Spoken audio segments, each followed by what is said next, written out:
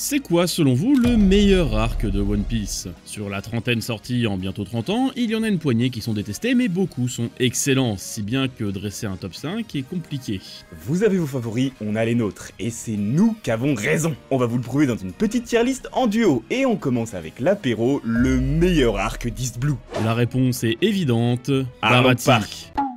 Tu vis pour les caméras, tu sais très bien qu'il n'y a pas de débat. East Blue sert d'introduction à One Piece, 6 arcs en 100 chapitres qui vont du départ de Luffy dans un arc solide qui place les enjeux du récit à son arrivée sur Grand Line. Si on reprend notre vidéo sur les scènes cultes, seulement 2 en viennent. D'abord l'exécution de Luffy à Lockdown, c'est l'arc de conclusion qui ramène les 2 premiers méchants, Baggy et Alvida, introduit les lames maudites, Smoker, Dragon, le premier parallèle avec le roi des pirates et s'achève sur une promesse. Le tout en seulement 5 chapitres. C'est un grand moment qui préfigure nombre de développements, mais pas aussi fort émotionnellement que le pic d'East Blue, Arlong Park.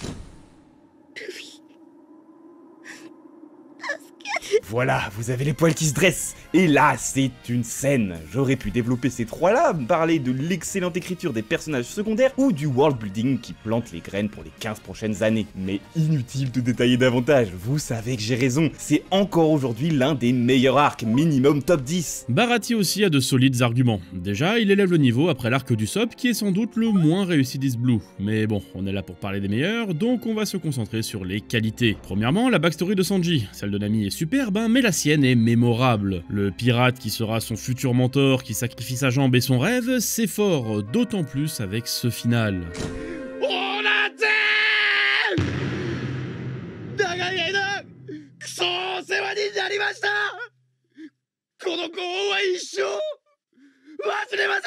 Ensuite, tu parlais de personnages, mais le Baratie a du beau monde, avec de la profondeur, des fêlures, des rêves, bref, tout ce qu'on aime. Et puis il y a surtout Œil de Faucon qui tease autant Grand Line et ses dangers que la menace des grands corsaires, prévus à l'époque comme les ultimes antagonistes. Sans oublier Don Krieg et son arsenal à la Iron Man. Éclaté, il y a que quelques bons moments, mais ça reste un méchant oubliable, n'ayant ni la grandeur thématique d'un Arlong, ni la récurrence d'un Baggy, dont l'arc introductif est pourtant assez moyen. Et vu le temps qu'il occupe, dans aucun monde le Baratie va au-dessus d'Arlong Park, même de Lockdown d'ailleurs, c'est complètement abusé. Et pourtant, c'est le cas si on rentre dans les statistiques brutes.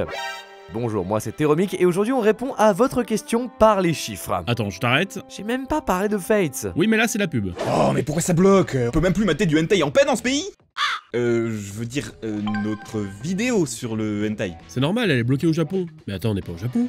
Si, parce que comme 38 millions d'utilisateurs, j'utilise CyberGhost VPN. En un clic, je me connecte dans l'un des plus de 100 pays disponibles. C'est parfait pour économiser sur les réservations d'hôtels, avions, trains ou sur les abonnements, mais aussi pour débloquer les contenus géolocalisés, les catalogues de plus de 40 services de streaming, les TV étrangères et surtout, Yahoo Japan. Il est bloqué en France depuis 2022, du coup impossible de consulter leurs questions essentielles. Je te rassure, personne n'en saura rien, vu que nos données sont chiffrées par un protocole militaire. Même sur un wifi public, on est tranquille. Notre IP masqué échappe aux cyberattaques et préserve notre anonymat. Excellente note sur Trustpilot, 45 jours satisfaits ou remboursés, vous aussi découvrez les avantages de CyberGhost VPN pour à peine 2 € par mois. Et faites-en profiter vos proches sur cet appareil en simultané, le lien est directement en description. Baratie, c'est le deuxième meilleur arc de tout One Piece selon une statistique. Rentrons dans le merveilleux monde des chiffres. Première étape, vous connaissez IMDb, site de notation par épisode qu'un fan a épluché pour faire des moyennes et classifier plus de 900 arcs. Dans son tableau, Arlong Park est 378ème tout animé confondu et 11ème pour One Piece, suivi par Lockdown et puis Baratie.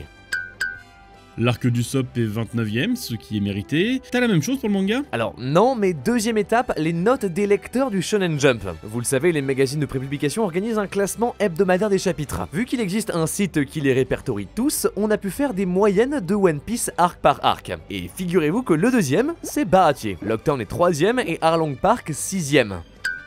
Tiens, Usopp, devant l'arc Baggy? C'était le début, regarde, Romance Down a fini dernier. Mais c'est surtout parce que il pose les bases et doit fidéliser son lectorat. Et franchement, son score est solide. On l'a comparé avec les 7 premiers chapitres de 12 autres Neketsu populaires du Jump. Et seuls 2 ont fait mieux que lui. Baratie est ainsi le premier pic de One Piece, celui qui en a fait le nouveau roi du Jump, très loin devant ses 2 potes du Big Three. Troisième étape, les ventes. Sauf que la société japonaise qui fournit les chiffres n'a vraiment commencé à le faire qu'en 2008. Avant, franchement, c'était compliqué. Tout ce que je peux vous dire ici, c'est qu'en 98, One Piece est top 9, mais l'année suivante, Baratie et Arlong Park le propulsent à la 3ème place. Conclusion, côté stats, c'est match nul, donc à vous de décider. Et ben on part comme ça, et on poursuit avec le mode facile, le meilleur arc de Grand Line. En vrai, Alabasta. Non mais écoute-moi, Crocodile, pas convaincu? Non? Bon, Alabasta est fondateur, il a instauré le déroulé de chaque arc majeur, l'équipage arrive sur une île, s'émerveille puis découvre une phase plus sombre qui implique Luffy dans le malheur des habitants. Ils foncent alors sur le boss de fin, se fait ramasser, privé de leur capitaine, l'équipage se disperse face aux différents lieutenants, c'est là que Luffy réapparaît, porteur des espoirs de toutes les victimes du méchant qu'il bat en consumant jusqu'à ses dernières forces.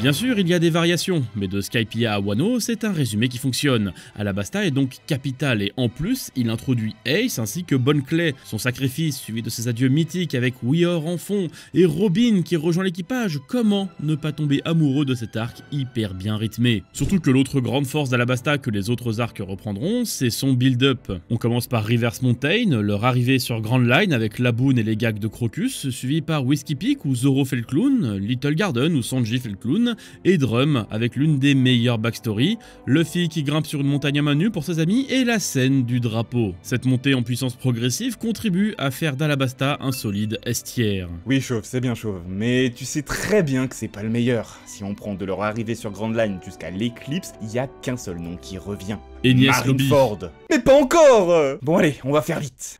One Piece wa jitsuzai suru.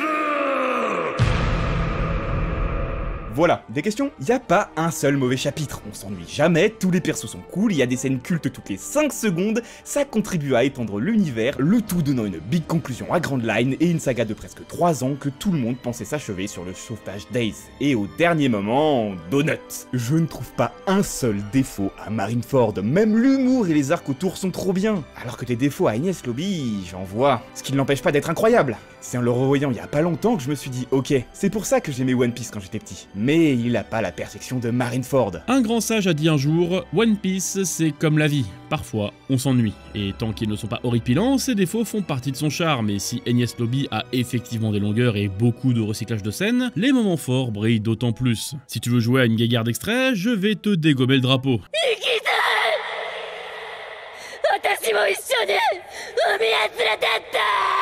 Et ce n'est pas le seul. Le discours de Zoro, le reveal de Gear Second, le sniping impossible du Sop, le combat contre Rob Lucci, l'arrivée du Merry et sa mort, j'ose le dire, elle est meilleure qu'Ace. Oui monsieur. J'ajouterai à ça que cet arc gère super bien l'évolution de la relation entre les personnages et dose bien son humour. Ok, si tu veux pas lâcher, c'est les chiffres qui vont trancher. Bonjour, moi c'était Abrège frère. Marineford. Abrège un peu moins frère. Ok les potes, on est reparti avec nos 3 statistiques. IMDB facile, Marineford domine de très loin. Top 10 à tout animé confondu. Enies Lobby n'arrive qu'à la 5ème place pour One Piece, suivi par Alabasta, puis Water 7. Il y a quand même une petite surprise, Sabaody. Point de départ de la saga Guerre au sommet, dont vous avez pas parlé. Les supernovas, les dragons célestes, les pacifistas, la défaite de l'équipage, 3ème meilleur de tout One Piece selon IMDB. Ça mérite un estière ça non? C'est vraiment une escroquerie. Son palmarès, c'est l'arrivée de Riley et le punch de Luffy sur un dragon céleste. Pitié, descendez-moi ça plus bas, c'est bien non? Maintenant, Foxy en dernier.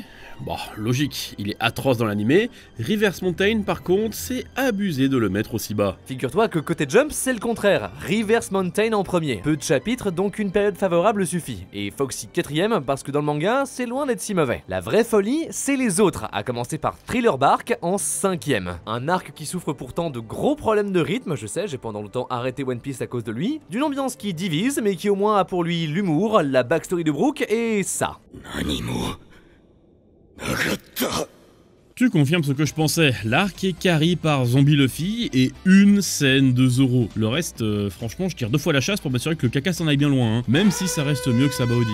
Lui est 23ème, entre Marineford et Enies Lobby. Loin devant Alabasta qui finit 31ème entre Skypiea et Jaya. ces deux-là étant assez décriés, on oublie souvent qu'ils ont quand même leurs grands moments, des thématiques fortes, un humour génial et des openings légendaires. Dernière stat, les ventes des tomes, et là, Marineford, ou plutôt Saga Guerre au sommet. Là je m'appuie sur un très bon post Reddit qu'on va reciter plus tard. Alors certes, on a les chiffres que à partir de 2008, donc autrement dit Sabaody, mais matez la progression. Conclusion, Marineford extermine Enies Lobby, donc ça part top 1. Sauf si on arrive à trouver mieux dans le nouveau monde. On remercie à nouveau CyberGhost VPN, consultez librement des sites bloqués en France, débloquez du contenu et faites des économies pour seulement 2 € par mois grâce au lien en description, garantie 45 jours, satisfait ou remboursé. Après 2 ans d'absence, les chapeaux de paille sont de retour et ça démarre très fort avec Sabaody, un mini-arc d'introduction où l'équipage prend sa revanche sur les pacifistas. Puis vient l'île des hommes poissons, là non plus pas aussi mauvais qu'on veut bien le dire en ligne, c'est long, surtout les combats, mais il y a un bon world building, une bonne dynamique de personnages et quelques moments vraiment cool.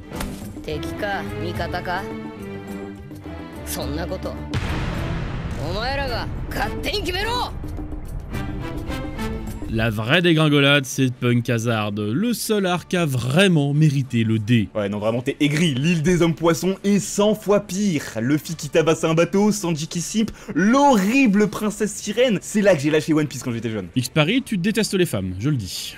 Seulement les chialeuses. Mais on n'est toujours pas là pour parler des pires, mais du meilleur, qui est dans le nouveau monde et qui est bien évidemment... Le pays des Wa. Ah merci, c'est l'arc le plus long de One Piece. 149 chapitres découpés en 3 actes comme dans le théâtre traditionnel japonais dont il s'inspire. Un choix brillant pour la fanbase nippone, moins pour l'occidental qui est passé à côté de beaucoup de subtilités. Tiens, un exemple, dans le 3e arc, il est courant qu'un personnage important meurt, donc ça a spéculé Zoro, Sanji, à chaque cliffhanger on a tremblé, jusqu'à ce que finalement le cœur de Luffy s'arrête. C'est là que la hype a explosé pour nous, avec les tambours de la libération et finalement le Gear 50. L'animé est fou et on vous remet la meilleure scène pour la 1000e fois.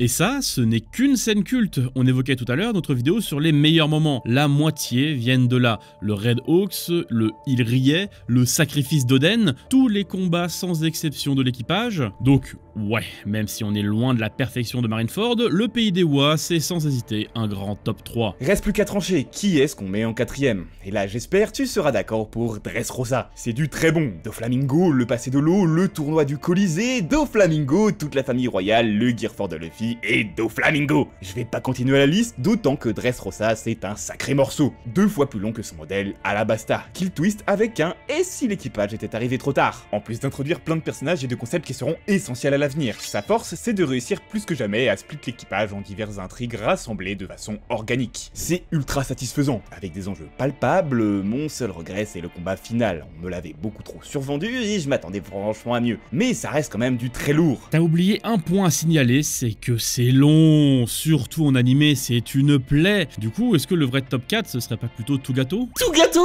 Le rompichard là? En dehors du flashback de Sanji, y a rien. Ah si, pardon, y a le combat de Katakuri surcoté à souhait. Déjà, il est pas si ouf, ok, Gear for Snake, mais les interruptions toutes les 3 secondes, entre son début et sa fin, y a presque 20 chapitres, 7 mois de publication. Et va bien te faire foutre, voilà, je le dis, je n'en peux plus de cet animal. Déjà ta mauvaise foi, quasiment tous les combats majeurs de Luffy durent 1000 ans vu qu'ils sont souvent de fil rouge avec le grand final. Et puis c'est oublier les autres forces de cet arc, ses très nombreux moments forts comme ses intrigues touchantes et bien imbriquées. Bonjour, moi c'est... Donc IMDB, donc oui. Tugato triomphe comme 2e meilleur de l'année, le pays de Wa arrive 4ème, suivi de près par le retour à Sabaody, puis Dressrosa. Sur le pire, Punk Hazard finit devant l'île des hommes poissons, c'est pas pour rien qu'ils en ont fait un remake, c'était beaucoup trop pénible. Enfin, il y a le vrai dernier, le plus mauvais arc de One Piece, Reverie. Côté Jump, il est aussi dans les abysses du classement, une place derrière Dressrosa, puis Tugato et enfin le pays de Wa, une prouesse avec autant de chapitres. Quant au top du nouveau monde, c'est l'île des hommes poissons. Et ça correspond avec la dynamique des ventes. Pour en parler, on va sortir une nouvelle stat, les lecteurs actifs, ceux qui achètent régulièrement leurs tomes. Ça ressemble à ça, et ouais, One Piece domine depuis des décennies. L'île des hommes poissons, c'est son prime. Ça décline ensuite pendant Punk Hazard en 2013, ça remonte sur la fin de Dressrosa, avant de lentement chuter avec Tugato, puis de se stabiliser grâce au pays de Wa. c'est encore plus le bordel. Obligé de remonter l'horrible île des hommes poissons, tout gâteau ça perf côté animé, mais pas dans le manga. Dressrosa en demi-teinte, y a que le pays des Wa qui sort vraiment du lot. Attends, c'est pas fini. Il reste le meilleur arc de la saga finale. Si Marineford semble aujourd'hui être un horizon indépassable, il ne faut pas oublier que la grande conclusion de One Piece arrivera d'ici 5 ans. Depuis 5 ans, mais elle arrive. Egghead en est le point de départ et c'est du très solide. Mais est-ce que ça mériterait un top 5? Je ne pense pas parce qu'il y a eu beaucoup d'arcs excellents, comme on l'a mentionné ici, mais surtout, Egghead est en fait le build-up initial de tout ce qui va suivre pendant les prochaines années. C'est l'arc Egghead qui, sans spoiler, met en mouvement tous les gros acteurs principaux de l'histoire jusqu'à la fin. C'est l'arc Egghead qui ouvre différentes problématiques autour de Im-sama et des grands doyens. C'est l'arc Egghead qui commence à vraiment mettre en avant les Chevaliers Célestes. Et surtout, c'est l'arc Egghead qui ouvre sur Elbaf, qui est déjà exceptionnel alors que même pas terminé. Imaginez un peu ce qu'on aura en arc finaux si Elbaf n'est pas le dernier. Sans retirer aucun prestige à l'arc de Vegapunk qui est foncièrement exceptionnel, il ouvre la porte à des choses qui vont être bien meilleures, donc c'est compliqué de le mettre dans le top 5. Egghead, c'est clairement une masterclass. Beaucoup de révélations, une intrigue franchement tenante, la backstory de Kuma, c'est une pépite. Et je vais ajouter encore un truc, top 1 Marineford, ok, mais le deuxième, pays des Wa ou Enies Lobby? Tu sais quoi? Je vais utiliser le jutsu interdit. À vous de nous le dire dans l'espace commentaire, il vous appartient.